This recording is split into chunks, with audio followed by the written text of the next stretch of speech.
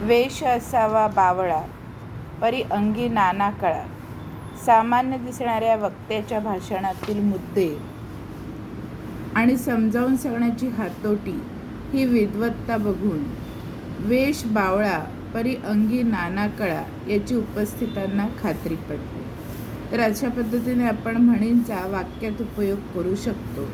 अशा अजून काही म्हणी आहेत ज्याचा आपण वाक्यात उपयोग करून बघायचा आहे.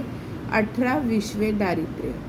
घरात 18-20 दारिद्र्य असतानाही आईवडिलांना मदत करून निशाने परीक्षेत प्रथम क्रमांक पटकावल्याने सर्वांनी तिचे मनापासून कौतुक केले. अंगी धावे कामासाठी, गती झाली उफराटी. गावात वीज आणण्यासाठी मनोजने सरकारी कार्यालयात खूप धावाधाव केली, पण नेमकी प्रक्रिया न कळल्याने अजूनही गाव अंधारातच राहिले. म्हणून म्हणतात, अंगी धावे कामासाठी, गती झाली उफराटी. अंगी उणा तर जाणे खाणाखुणा.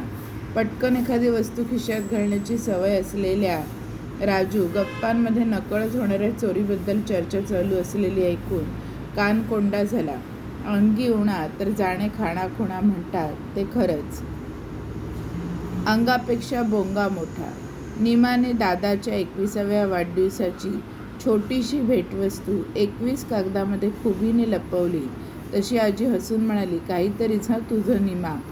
हे म्हणजे अंगापेक्षा बोंगा मोठा असं झालं आहे. अंगावरचे लेणे जन्मभर देणे. बायकोच्या हट्टाखातर राजनने कर्ज काढून तिला सोन्याच्या बांगड्या केल्या, पण व्याजासह ते फेडताना तो अगदी त्रासून गेला. अंगावरचे लेणे जन्मभर देणे असे उगाच म्हणत नाहीत. अंथरूण पाहून पाय पसरावे. माझा वाढदिवस पण माझ्या मैत्रिणीसारखा मोठ्या हॉटेलमध्ये करायचा असा हट्ट धरून बसलेल्या ओवीला तिच्या आईने नेहमीच अंथरूण पाहून पाय पसरावे हा लक्षात ठेवण्याचा सल्ला दिला. तर मित्रांनो, हे काय आहे माहिती आहे का? म्हणीचा जरा अर्थ तुम्हाला माहिती असेल तर त्याचा वाक्यात उपयोग करणं सोपं जातं. म्हणून अशा अजून काही म्हणींचा अर्थ तुम्हाला इथे देते आहे. अकातली गाय अन काटे खाय. दुःखी व्यक्ती काहीही करायला तयार असते. अगं अगं म्हशी मला कुठे नेशी. चूक करून ती मान्य न करता उलट ती चूक दुसऱ्याच्या माथी मारून मोकळे व्हायचे. अगं माझे बायले सर्व तुला वाहिले. आपल्या पत्नीच्या म्हणण्याप्रमाणे वागणारा माणूस. अचाट बुद्धी चालवावी आणि बळेच लक्ष्मी मिळवावी. बुद्धी तेज असूनही तिचा योग्य उपयोग केला तर संपत्ती आपण होऊन घरी चालून येते. अचाट खाणे मसणात जाणे. खाण्यापिण्यात अतिरेक झाल्यास परिणाम वाईट होतो. अटक्याचा सौदा, येरझाऱ्या चौदा. अडल्या कामासाठी अधिक परिश्रम करावे. 18-20 दारिद्र्य, अतिशय गरिबी. अडक्याची भवानी, सापिकेचा शेंदूर. क्षुल्लक वस्तूसाठी भरमसाठ खर्च. अडली गाय फटके खाय. एखादी व्यक्ती अडचणीत सापडली की तिला हैराण केले जाते. अडाण्याची मोळी भलत्यासच गिळी. अडाणी मनुष्याने एखादी गोष्ट केली असता तिचा परिणाम विपरीत होतो. अडला हरी गाढवाचे पाय धरी. अडचणीच्या वेळी मूर्खांची खुशामत करण्याची पाळी येते. अतिशहाणा त्याचा बैल रिकामा. स्वतःला अतिशहाणा समजणारा प्रत्यक्षात कृती करत नाही.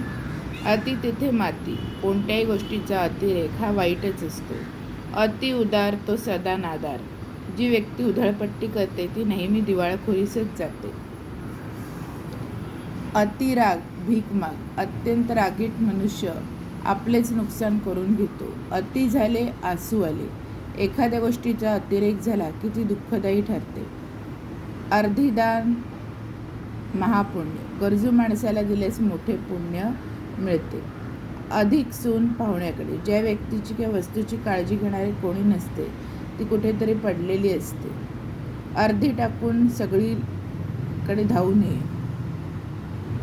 एखादी वस्तू संपूर्ण मिळावी म्हणून जवळ असणारे अर्धी टाकून देऊन हातचे सोडून पळत्याच्या पाठी लागू नये.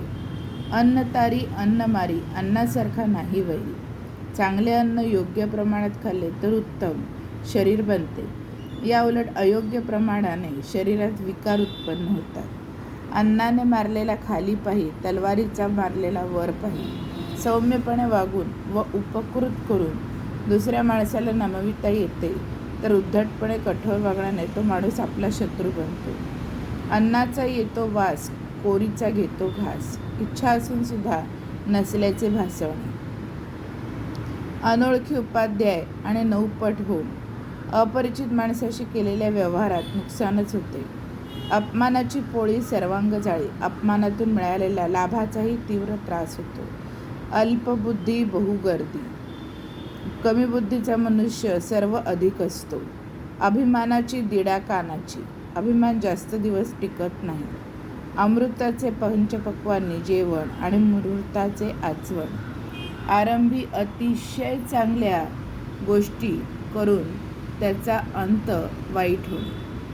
तर मित्रांनो, अशा अनेक म्हणी आणि त्यांचे अर्थ आपल्याला मिळू शकतात. तुम्हाला जर अजून कुठली म्हण आणि तिचा अर्थ हवा असेल तर चॅनलला लाईक करा, शेअर करा, सबस्क्राईब करा.